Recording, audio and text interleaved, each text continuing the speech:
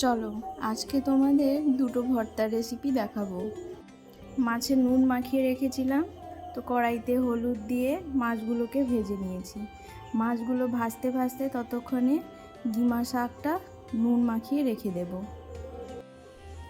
তোমরা গিমা শাক কে কে খেয়েছো অবশ্যই কমেন্ট বক্সে জানিয়ে দিও। গোটা রসুন কাঁচা লঙ্কা ভেজে তুলে নেব, তারপর কুচনো পেঁয়াজ ভেজে তুলে রেখে দেব।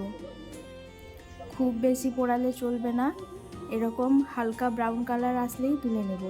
আর এদিকে শাকের ভেতর থেকে জলটা চিপে চিপে বের করে নিতে হবে, তাহলে এই তেতো শাকটা অনেকটাই তেতো কমে যাবে।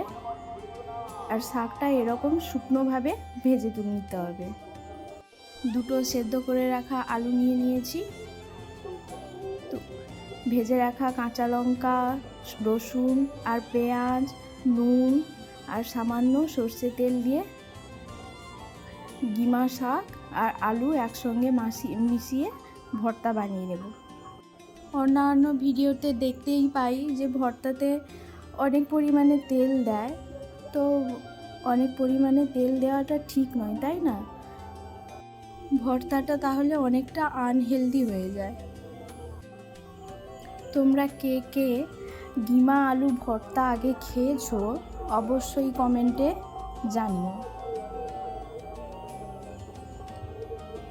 আবারও ভেজে রাখা আমি পেঁয়াজ, রসুন, লঙ্কা, সামান্য নুন, সামান্য তেল দিয়ে আমি মাছগুলোকেও ভর্তা বানিয়ে নেব।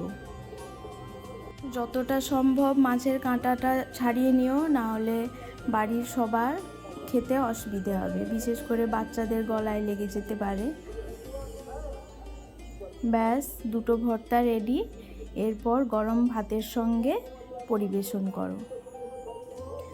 তো আজকে আমার কলা পাতায় খেতে ইচ্ছে করলো। কলা পাতায় সত্যিই খাওয়ার মজাটাই আলাদা। ভিডিওটা কেমন লাগলো জানিও।